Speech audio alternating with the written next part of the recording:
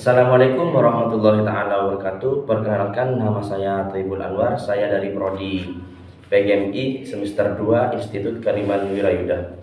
Eh, Pada kesempatan hari ini kita akan membahas tentang sholat Jumat. Lah, ketentuan-ketentuan sholat Jumat, kita akan membahas tentang pengertian sholat Jumat, hukum sholat Jumat, syarat sah dan syarat wajib sholat Jumat, dan waktu sholat Jumat serta sunnah-sunnah pada hari Jumat. Yang pertama, pengertian sholat Jumat. Pengertian sholat Jumat adalah aktivitas ibadah sholat yang wajib dilaksanakan secara berjamaah bagi lelaki muslimin setiap hari Jumat yang menggantikan sholat zuhur. Sholat Jumat dikerjakan 2 rakaat secara berjamaah. Sebelum sholat didahului 2 kali khutbah. Orang yang berkhutbah disebut dengan khotib. Lah, apa saja yang disampaikan oleh khotib pada khutbah Jumat? Mari kita bahas bersama-sama. Ada 5 hal yang harus ada dalam khutbah Jumat. Kelimanya disebut sebagai rukun khutbah Jumat. Yang pertama adalah memuji Allah Subhanahu wa taala, yang kedua bersolawat pada Rasulullah Shallallahu alaihi wasallam, dan yang ketiga berwasiat takwa. Keempat, membaca ayat Al-Qur'an dalam salah satu khutbah, dan yang terakhir adalah berdoa untuk kaum mukminin pada khutbah kedua.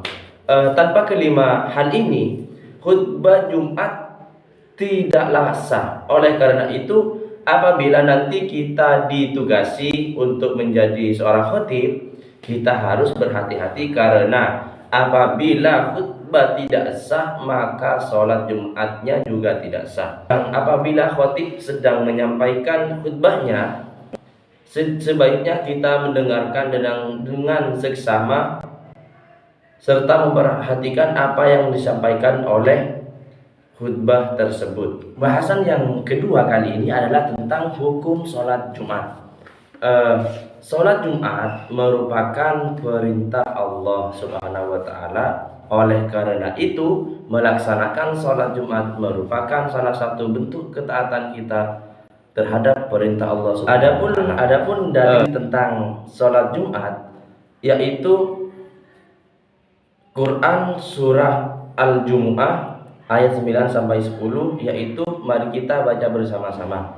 Bismillahirrahmanirrahim. Ya ayyuhalladzina amanu idza nudiya lis-sholati min yaumil jum'ati fas'au ila dzikrillahi wa dzarul bai'.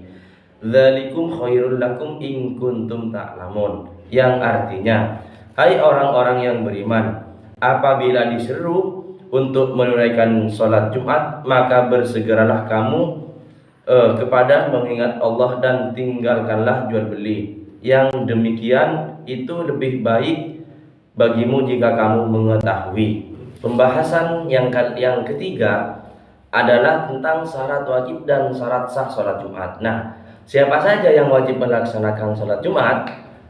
Yang pertama adalah orang yang beragama Islam, artinya seorang non-muslim tidak memiliki kewajiban untuk melaksanakan sholat Jumat.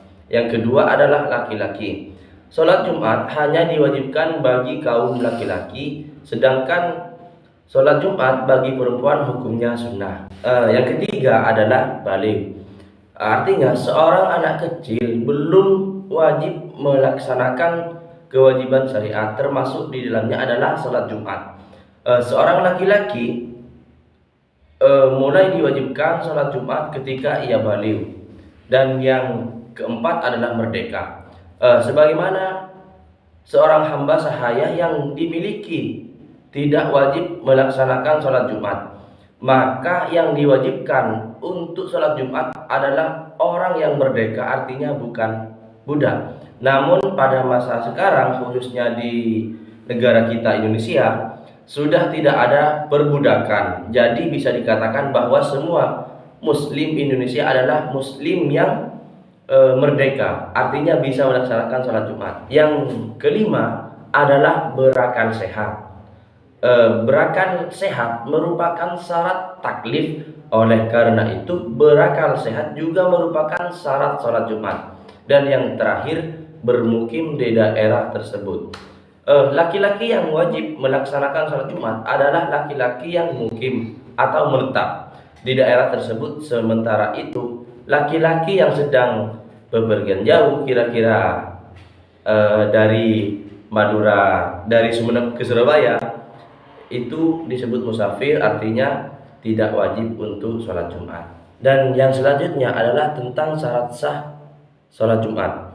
Di dalam kitab Matan Fathul Qorib dijelaskan bahwasanya ada 3 syarat sah sholat Jumat. Yang pertama adalah hendaknya bertempat tinggal berupa kota atau desa, dan yang kedua adalah hendaknya jumlah jamaah sholat Jumat itu mencapai 40 orang yang terdiri dari ahli Jumat, dan yang terakhir atau yang ketiga, hendaknya waktunya mencukupi.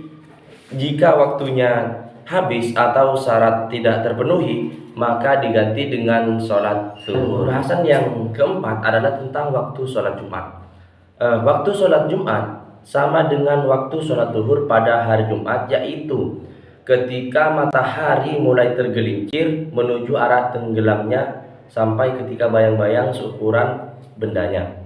Meskipun dengan demikian, di negara kita ini, negara Indonesia, sholat Jumat biasanya dilaksanakan di awal waktu sholat zuhur. Pembahasan selanjutnya yang kelima adalah tentang sunnah-sunnah sebelum melaksanakan sholat Jumat. Hari Jumat adalah hari yang istimewa bagi umat Islam. Hari Jumat disebut juga sebagai Sayyidul Ayyam, artinya penghulu hari.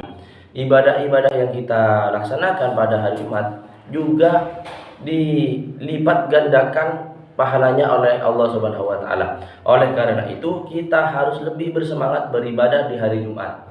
Karena pada hari itu pahala dilipat gandakan. Selain sholat Jumat, ternyata banyak sekali ibadah yang bisa kita kerjakan pada hari itu. Rasulullah mengajarkan beberapa kesunahan yang dapat kita laksanakan di hari Jumat. Di antaranya adalah mandi Jumat, memotong kuku, memotong rambut, dan memakai wangi-wangian. Mungkin itu saja yang dapat saya sampaikan kepada kalian semua. Jika ada kesalahan, mohon maaf sebesar-besarnya, dan apa yang saya sampaikan mohon saran dan kritikannya. Kurang lebihnya, wassalamualaikum warahmatullahi taala wabarakatuh.